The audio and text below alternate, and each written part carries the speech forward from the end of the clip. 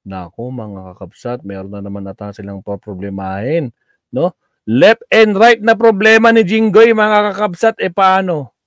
Binasura yung kanyang motion. Yung motion na yung apela mismo ni Jinggoy na ibasura yung mga kinan sa kanya. Ngayon, eto na, nako Jinggoy, binasura ang apela sa graph. Dawit pa sa flood control. Lako naman. Bakit kaya? Alamin natin. My work is easy because I use ClickUp. Here's how I keep track of all my tasks. I start by... Wait lang, may narangan tayo eh. Okay, here we go. Okay na. Takasan natin. Fast forward. Kulungan na naman ang kasunod. Sa Enzo Recto. Senator Jinggoy Ejercito Estrada, Senator Joel Villanueva, Yusek Robert Bernardo, at D. Alcantara. Si Senator Jinggoy po ay nagbaba ng 355 million ngayong 2025. Which is, nakita ni Ping Lacson yan, meron talagang 355 million. Paktay tayo dyan.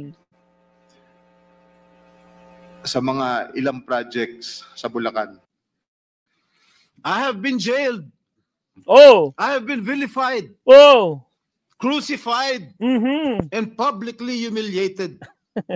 But I will never allow the likes of Bryce Fernandez to turn the tables on me.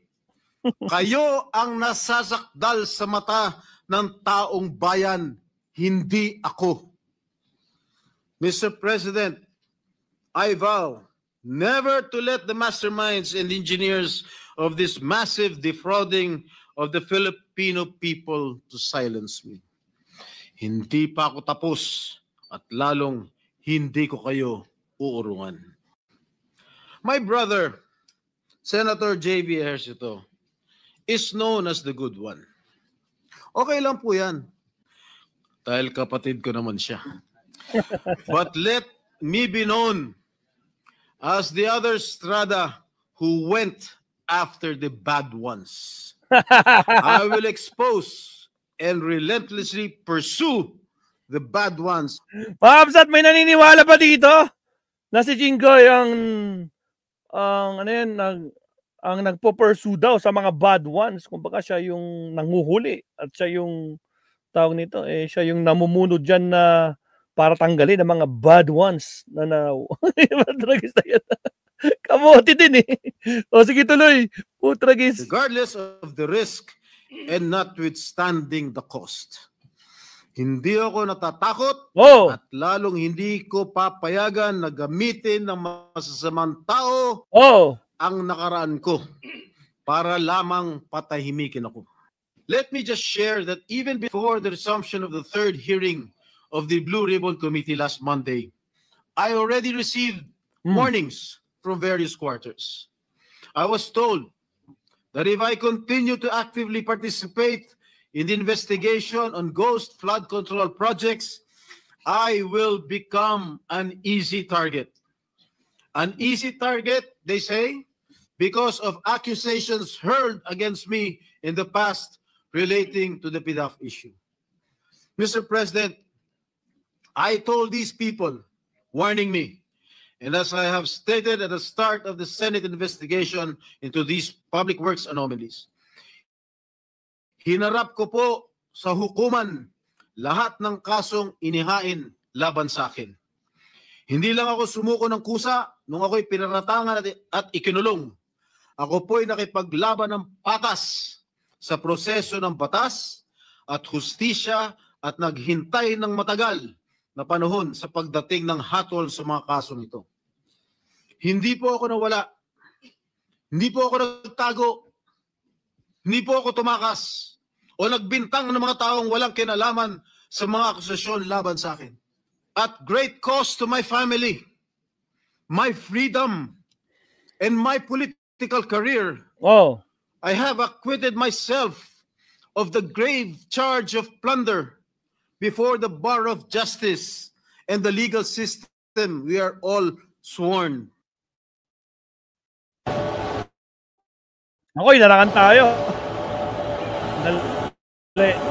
Ang ganda na, nasa climax. Ako, I'm open to investigation. In fact, Mr. President, ngayon pa lang, I'm willing to sign a waiver to open my... Ang tanong, nag-sign ka ba? Ha? Lalo na, nako po, lalo kang nadidiin.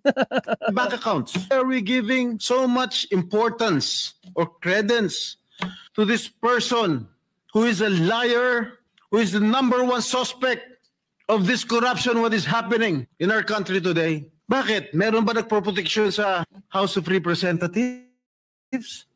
Nagbanggit si Diskaya, ilang congressman ang involved sa corruption. Hindi na front page, hindi masyadong pinag-usapan. Nung si Bryce Hernandez na, nagbanggit ng 2 senador, front page na kaagad kami. Kahit hindi totoo yung sinasabi niya, walang basihan. 30% commission daw. How can I demand 30%? What is his basis, Mr. President? Front page na sa lahat ng mga newspaper of general circulation. I've been there. Kaya pinag-iingatan ko pangalan ko. Why should I do such a thing, Mr. President? Bakit paniniwalaan natin siya? Bakit yung mga sinigaw ng mga congressman? Bakit hindi natin imbestigahan? Bakit yung mga senador hindi imbestigahan? Ako, I'm open to an investigation. In fact, Mr. President, ngayon pa lang, I'm willing to sign a waiver to open my bank accounts. I'll put that in record. Iyan ang mga drama ni Jenggoy matapos isiniwa. Putragis na naman to. Ito na, Ma'am Zat. Ito na. Explanation na, Putragis. Ako po.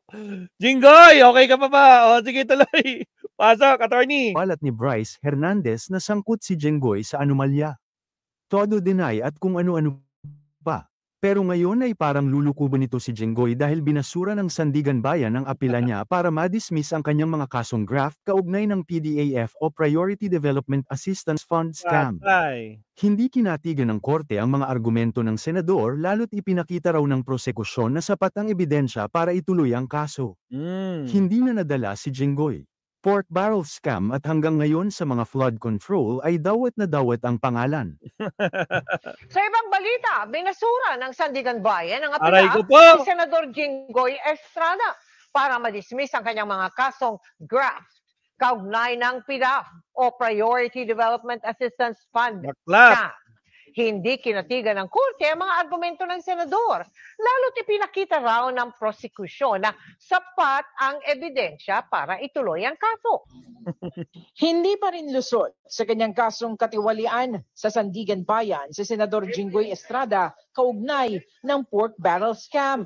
Binasura kasi ng korte ang apela ni Estrada sa nauna ng pagbasura ng Sandigan Bayan sa hiling niyang ma-dismiss ang mga kasong graft laban sa kanya kaugnay ng 200 million pesos na kickback umano mula sa PDAF o Priority Development Assistance Fund na idinaan sa mga NGO ni Janet Napoles. Ayon sa 22 pahinang resolusyon ng Special 5th Division, walang nakitang sapat na dahilan sa apela para baguhin ang naunang desisyon na ibasura ang demurrer to evidence ni Estrada.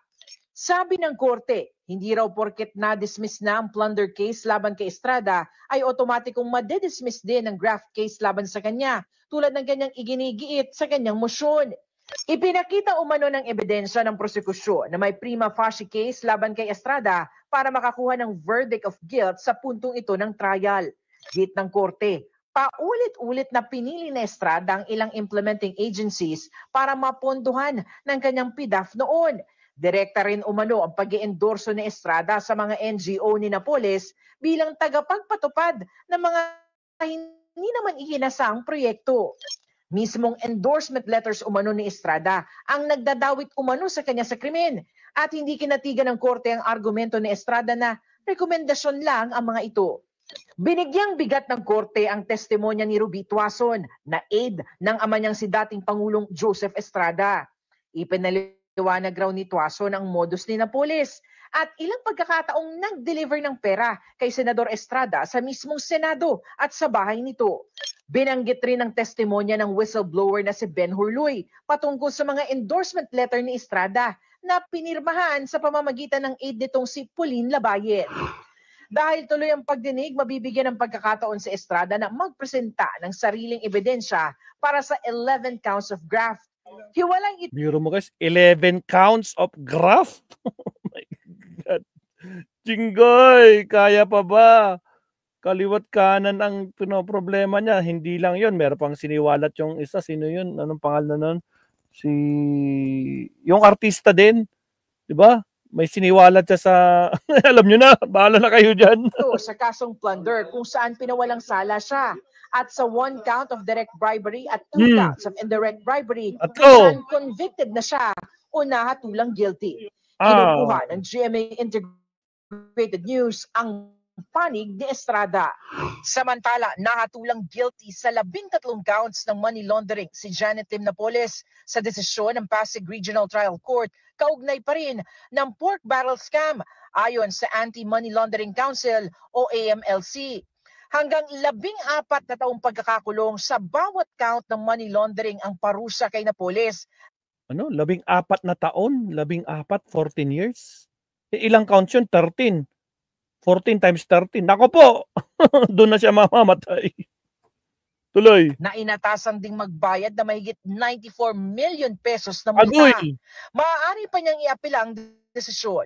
Si Napoles ay nakakulong ngayon sa Correctional Institution for Women sa Mandaluyong. Bunyog! Grabe. So, paano ba yan, Jinggoy?